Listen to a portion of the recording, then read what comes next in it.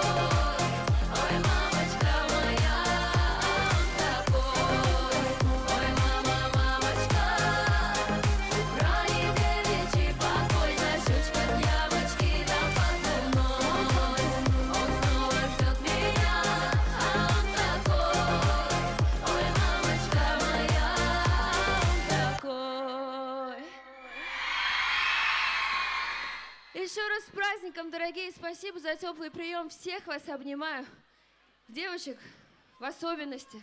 Мужчинам спасибо за то, что вы есть. Мия Бойко!